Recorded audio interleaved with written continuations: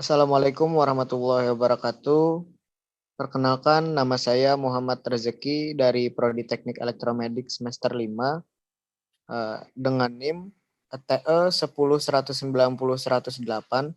Pada kesempatan kali ini di mata kuliah Bahasa Indonesia, saya akan mempresentasikan tentang struktur bahasa Indonesia.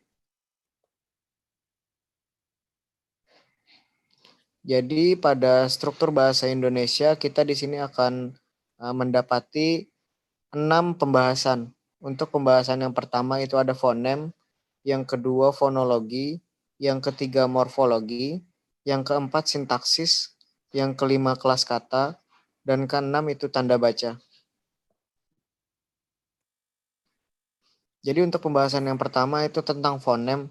Jadi fonem itu adalah bahasa yang menyebabkan perbedaan arti. Bunyi yang dihasilkan alat ucap yang cukup banyak. Di antaranya ada beberapa yang berperan di dalam bahasa, namanya bunyi bahasa.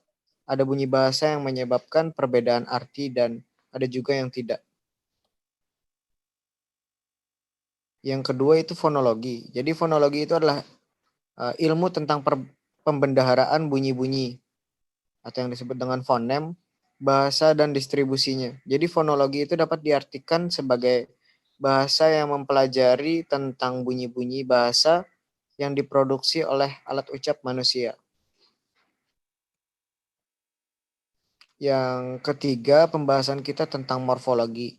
Jadi morfologi itu adalah bentuk kata atau cabang linguistik yang mengidentifikasi satuan dasar bahasa sebagai satuan gramatikal. Morfologi sendiri itu mempelajari seluk-beluk bentuk kata serta pengaruh perubahan bentuk kata terhadap golongan dan arti kata. Ada juga di sini sintaksis. Sintaksis itu berasal dari bahasa Yunani, yaitu sun yang berarti dengan, dan kata tatein yang berarti itu menempatkan. Jadi secara etimologi berarti menempatkan bersama kata-kata menjadi suatu kalimat atau kelompok kata. Selanjutnya itu ada kelas kata. Jadi dalam kelas kata ini bahasa Indonesia banyak jenisnya. Menurut Kamus Besar Bahasa Indonesia yang kelima, kelas kata merupakan golongan atau kategori kata berdasarkan bentuk, fungsi, atau makna. Jadi pada kelas kata ini familiar di halayak umum. Dan berikut adalah jenis-jenis dari kelas kata beserta dengan contohnya. Jadi di sini ada nomina atau kata benda dan contohnya itu kucing, meja, bulan, rumah, dan lain-lain. Yang kedua itu ada verba, kata kerja. Contohnya itu datang, makan, membaca, mandi, menelpon, berbicara.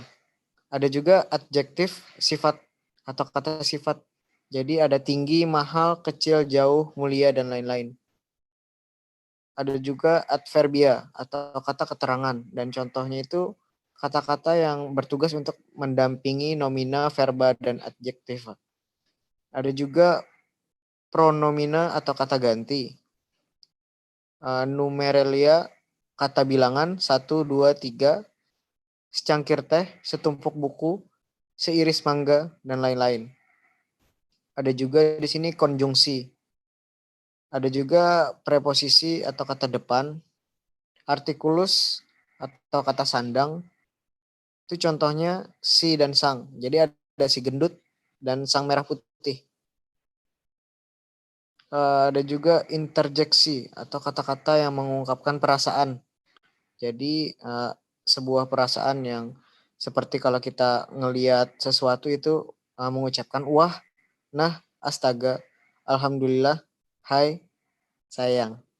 Enggak bercanda. Dan juga di sini ada partikel. Contohnya itu kah, lah, pun, dan per. Nah, di sini juga ada tanda baca. Jadi tanda baca atau punktuasi adalah simbol yang tidak berhubungan dengan fonem atau suara.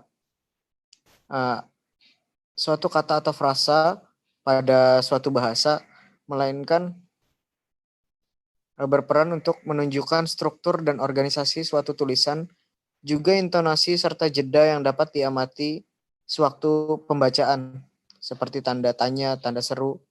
Eh, Mungkin itu saja yang dapat saya sampaikan pada presentasi kali ini.